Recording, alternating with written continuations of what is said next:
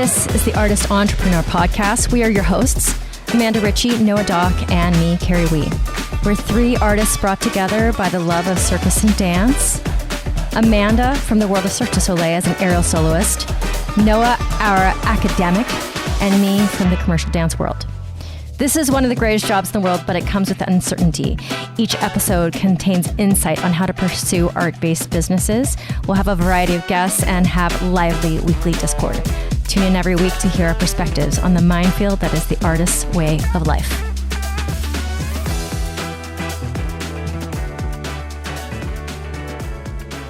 How are you today?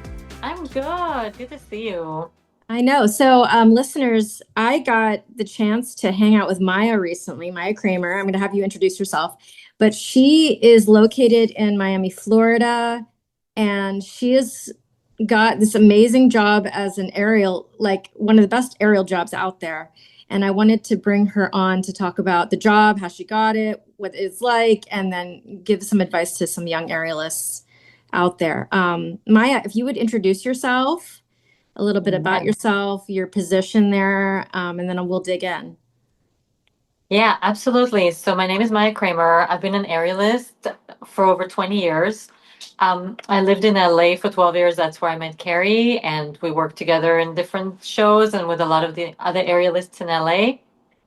And I moved to Miami about 4 years ago to start working as an aerial director with Celebrity Cruises. So yeah, I get to work with the most wonderful artists from all around the world and put together their acts, choreograph their acts, and work with some dancers, teaching them conditioning, teaching them to go up to the air, putting together the shows that go on the ship, and then ship them off to the ship and get the next cast in and get them going. And we're constantly working on creating magic, creating beautiful shows, bringing inspiration to all these beautiful people that come to see the cruise ship shows. You know, I don't think I ever asked you how you even got the job in the first place, because you were there, you got the job before you even moved. I did.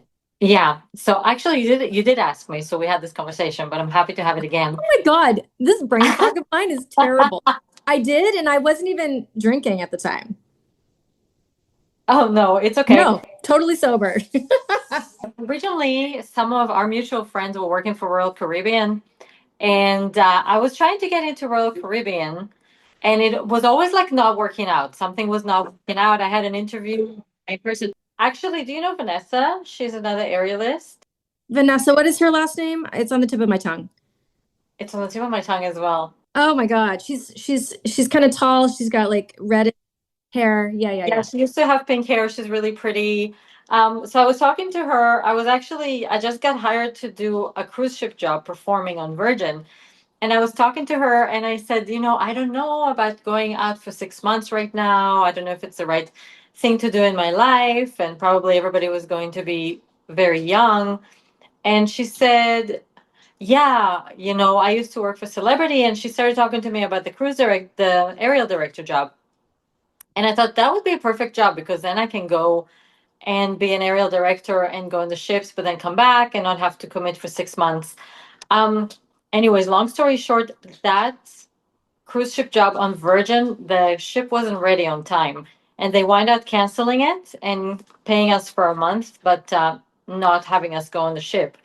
And she said, let me just introduce you. So she actually introduced me to who now is my boss. And I emailed with him for about a year. He loved my resume and he loved what I had to bring to the table, but there was just no place and he was always busy. So we emailed back and forth for a year. And the whole time he's like, yes, we'd love to have you, but just then I would not hear back from him and nothing would happen. And then finally, after a year of doing that, I happened to have a gig in Florida performing. And I thought, I'm already in Florida. I messaged him like, why don't I just come and meet you and see the studios and actually meet you in person? And he said, yeah, that would be great. I met him in person and he asked me, can you start tomorrow? And I was like, lovely. What? I'm supposed to go back to LA. I have gigs. I have all these things lined up. And he was like, we need someone right now.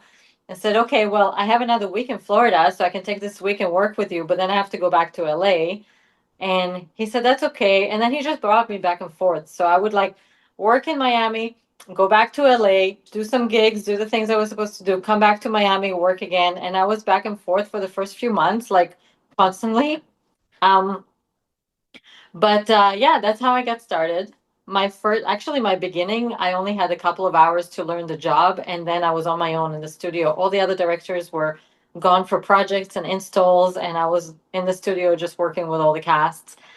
So I was really thrown into the water. And yeah, I've been working for them ever since. They've just been giving me back to back work. So I wound up moving to Miami and working full time with the company.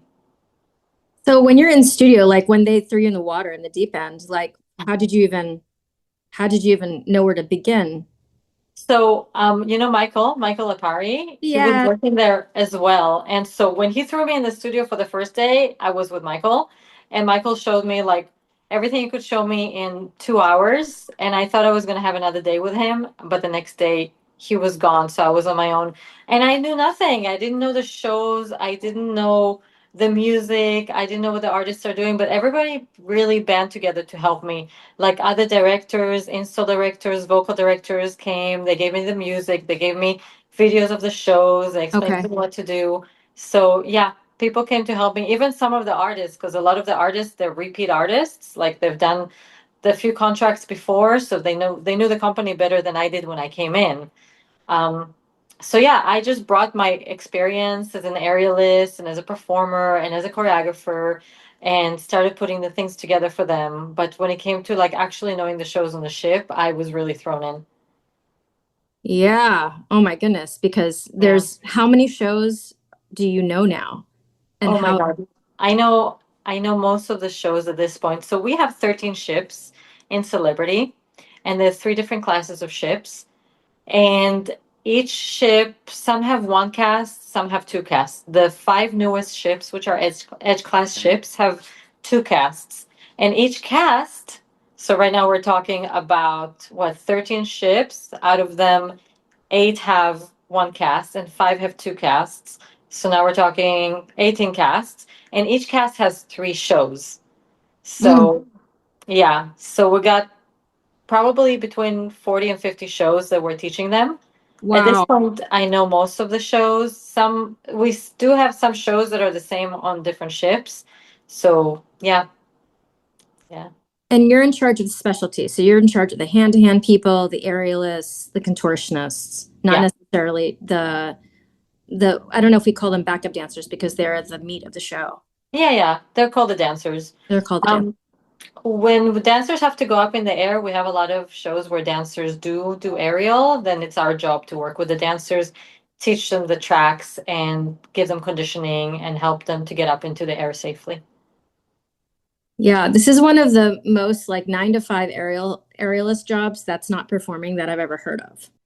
It is. And there's a lot of cruise ships out there. So not all cruise ships have aerial and not all of them have a department like ours, but yeah, there's a lot of cruise ships and a lot of specialties that go on cruise ships. So there's a lot of work for a lot of people. Actually, I didn't realize how big the cruise ship industry was until I got into it, but I feel like it's probably more than 50% of performing right now because when you think about it, you have Cirque du Soleil, and then you have some aerial and some shows on Broadway, and you have, other companies like Eloise or Seven Fingers. But when you think about the big scope of things, cruise ships already have everything ready. They have the stage, they have, their casting, they have the people.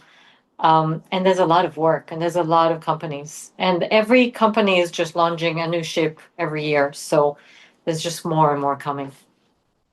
Yeah, that's the thing that struck me when so Maya was sweet enough to have us come and watch a rehearsal of one of the shows that was going to go on the boat. It was more Mhm. commercial dancing than I thought. I didn't know what to expect, but it was kind of commercial dancing and then these awesome little vignettes of um, aerial and acrobatics.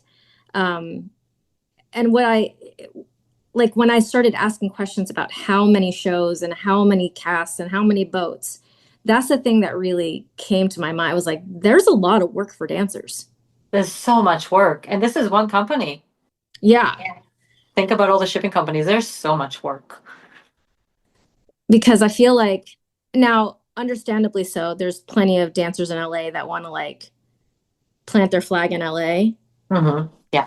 and they want to battle it out for those jobs. But it's crazy because the amount of people battling out for those agents and those jobs compared to the amount of jobs. Yeah. And this is why it's surprising to me because we have so many amazing, talented American dancers, but a big percentage of our dancers are Australian and English, actually. Right. So, yeah, they're auditioning all over the world. And a lot of Australians come through and a lot of English come through because I think there's more of a cruise ship culture in Australia and England Mm, where people are learning to become cruise ship dancers and in their studios at home. And they would teach them to be a cruise ship dancer, which means they need to know Broadway and they need to know contemporary and lyrical and they need to know ballet and they need to know funk and hip hop and they need to know all of these styles. And sometimes aerial and sometimes like floor acrobatics in order to right. make it because when you go on a ship you have three different shows and one show might be a Broadway show and the next show might be like a funky show and the third show is a ballet and you need to be able to dance in all of them if you're a dancer. Same for the singer has to have that kind of range that maybe one show is disco and the next show is Broadway and the next show is rock and roll and they need to be able to sing all those different styles. Yeah, like you need to be like a really great generalist. Yeah, yeah. Do you consider yourself a generalist, Maya, as an aerialist? I do. Yeah. Actually, LA did that to me. Before LA, I was more of a specialist, but when I moved to LA, people would hire me for shows and they would be like, "We want you to do, silk lyra and straps for the show." So I just had to like really get good at everything. But that put me in a good position for what I'm doing today. So I'm able to teach all kinds of different variety artists to do, different skills.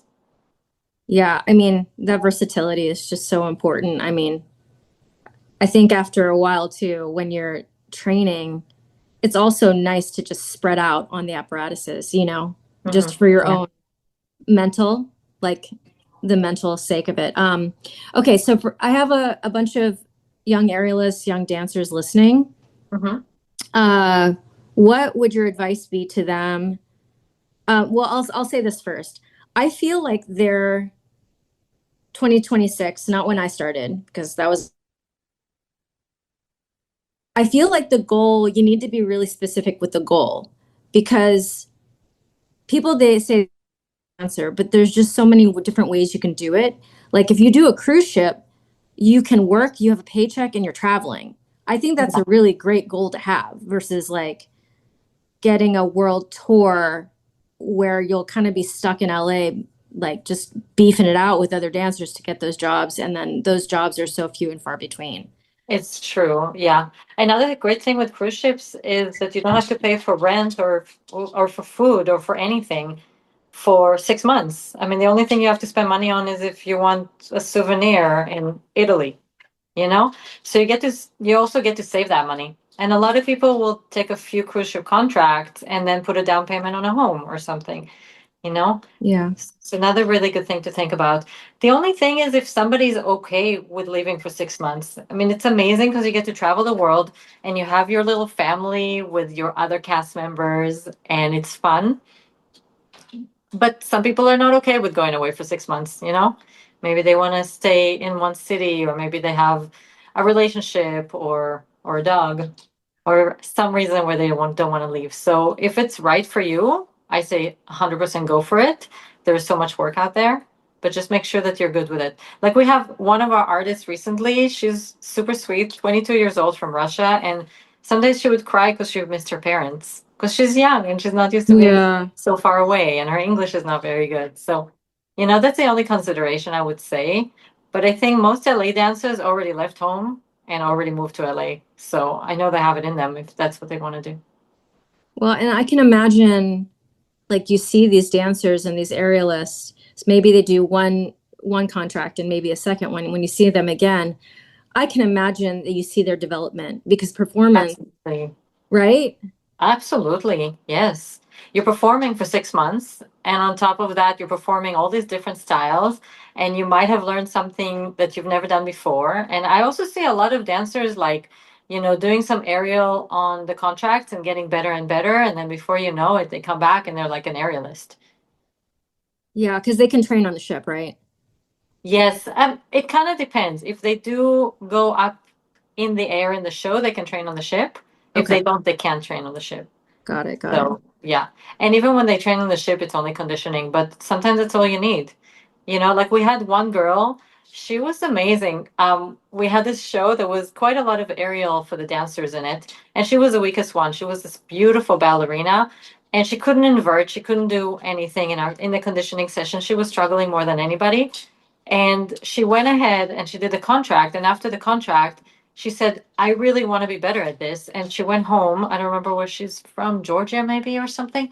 And she went to the local aerial studio and just took 6 months of privates and really, really worked on her aerial. And then she showed back up again and got a role as a dancer aerialist and just shined. And she was so strong. And now she was stronger than everyone. And then she would come back and she would tell some of the dancers that she would see struggling, like, I was you, and look at me now. So, yeah, it's very inspiring to see people's progress and evolution. So you are still performing. So Yeah. you're on stage and then you're behind the table as well. Yes. Um, is it ever hard to be both? Um, I mean, it could be hard in a sense of just like you're tired because I might be performing late at night and I have to wake up early in the morning to go, work and then go perform again. Um, but other than that, no, I really enjoy it. Actually, our manager says he's always happy that some of us are still performing, some of us directors, because it's inspiring to our artists to Yes. know that we're going out there and performing still. Yeah, I mean, I have to say for me, like there was one time when I was still performing and I was training my girls and we'd end up at the same audition as each other. Hmm. Do you ever have that experience? I've had them. I don't anymore because I don't audition. So, Yeah, so but I've had it in the past. I've always I've realized for myself it's easier to groom like and train other young aerialists after I wasn't performing anymore. So, but you don't Mhm. seem to have that problem. I don't have that problem because I'm not going on the ship. Yeah, I guess I'm that's true. grooming those artists to go on a specific ship that I might be going on to install, but I'm not going to perform. So that stays separate, you know? Yeah, that makes sense. Yeah, yeah. Yeah, because we would be up for the same jobs basically, me and my students. Do you remember that episode in Fame? Or yeah, it was an episode in the show Fame where Debbie Allen was going against Coco. Like, she was one of her students, and they were going for the same role, and one was too old for it, and one was too young for it. But because the role was somebody like in the middle, but literally there was an episode about that in like a very old TV show.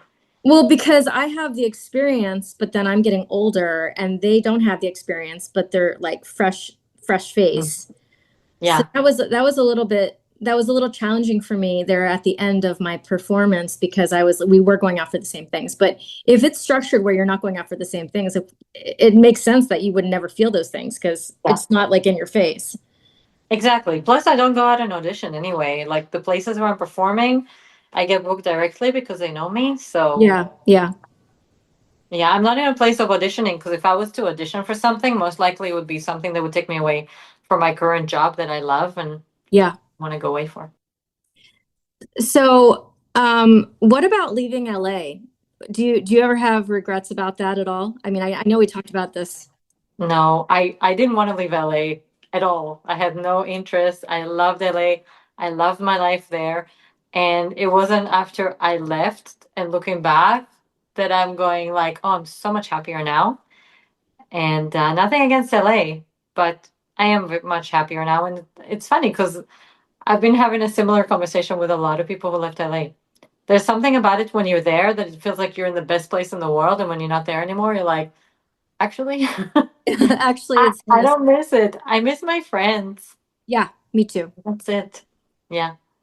Because I had the same kind of thought when I was leaving for San Antonio. I mean, San Antonio isn't Miami either. San Antonio is a lot less busy. It's not this nightlife city like the show that Maya was so generous and sweet. She got me and three of my students tickets to see Obsession at the Faena Theater, and like we don't have that here in San Antonio. We're not Miami is like a small Vegas in a way. Hmm.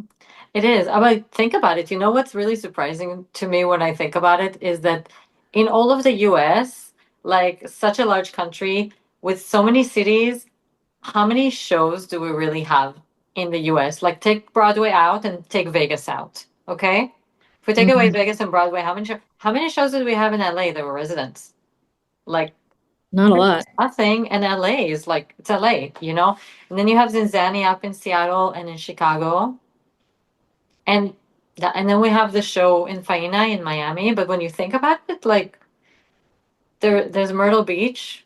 There's so few shows in the US. It's crazy.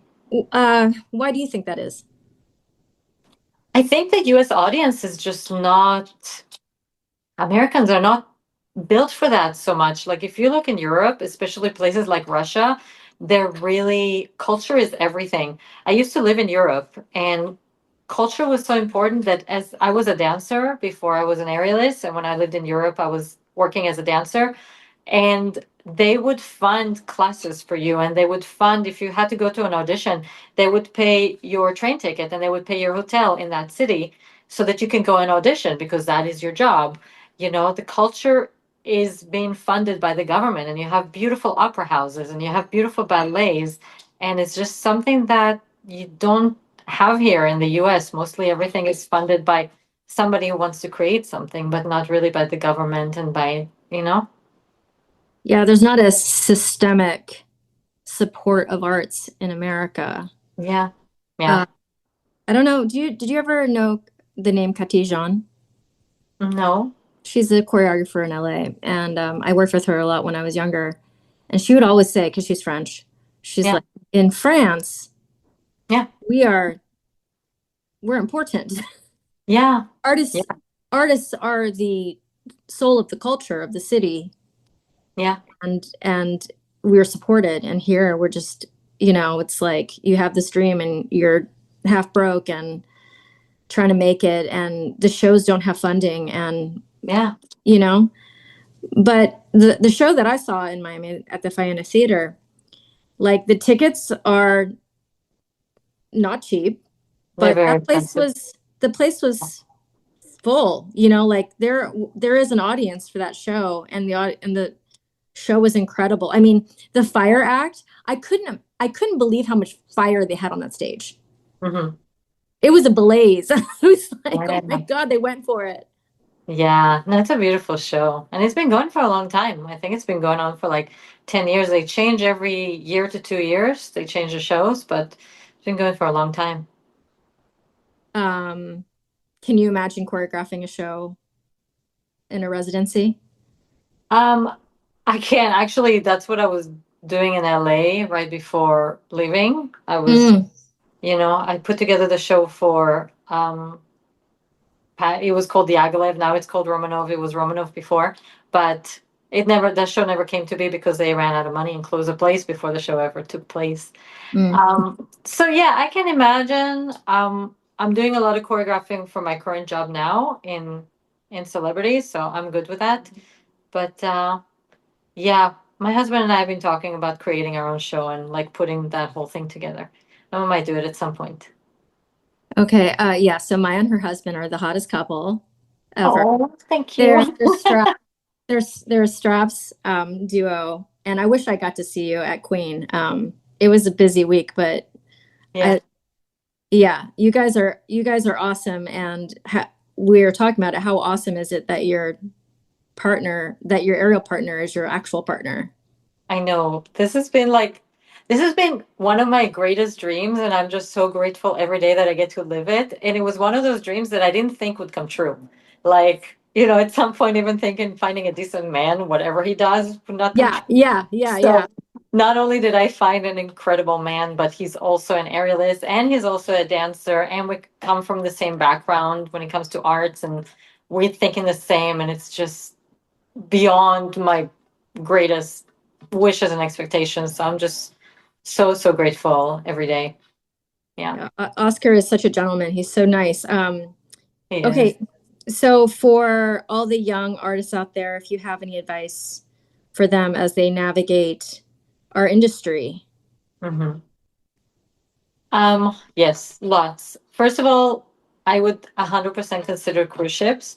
I remember back in the day, like 10, 20 years ago, cruise ship shows were known to be cheesy or not so good, but those things would change. Some of these shows, we have some of the shows are like literally my favorite shows I've ever seen in my life. The stages are amazing, the shows are amazing. So if you're good with taking off 6 months and just saving your money, I would 100% recommend going for cruise ships. Work on your versatility. You know, whether you're a dancer or an aerialist or both, work on versatility. Take all the classes, and you're always going to learn something. Like, even if you're a dancer and you're taking acting classes or vocal classes or any type of art, everything contributes to everything. So just be hungry and learn as much as you can. This is something I was missing in LA. I felt like a lot of people were not really taking classes. They were Mm. just going to auditions, especially with actors. And I'm like, I went to acting school in New York, like, and I've used that every day in my dancing, in my aerial, and in my directing. Because the more you learn about every side of the art form, the more of a whole artist you're going to be. So these would be my recommendations. Yeah. I can imagine if you are putting in your submission and you have so many different skills that you rise to the top of the pile. Is that true? Yeah. Yes. And beyond your submissions, it's going to show up in your audition. It's going to show up when you show up. It's going to show up in your act. You're going to see all of those elements that you've been working on because you're working on yourself as a whole artist. You're not just working on one art form. And this is what the business calls for. If you're a dancer, they're going to ask you to be able to do any style. If you're an aerialist, maybe they hire you as a straps artist, but now they want you to do trapeze and rope. So, Yeah. whatever it is you do, just learn as much as you can. Surround yourself with good people that will inspire you, that will believe in you, and that will elevate you. Oh, thank you, Maya. This is such a treat. Maya reached out to me. I was like, I really didn't know if there's any room in my week. And I was like, you know what? This is unexpected and it was so great to spend time with you. I really appreciate it. Cool. Yeah, yeah, with you guys too. I really enjoyed our time together. Thank you so much for tuning in. You can find Amanda Ritchie at Grounded in Flight on Instagram and add Noah Doc on Instagram as well as Red Flags app. And me, Kerry Wee, you can find at wrapyourheadaroundsilks.com. Thank you so much for being here. We appreciate you. We have so much more coming at you, including guests that are in this art world that are blazing their way through new businesses and, just more banter from us. Thank you for listening. This is The Artist Entrepreneur.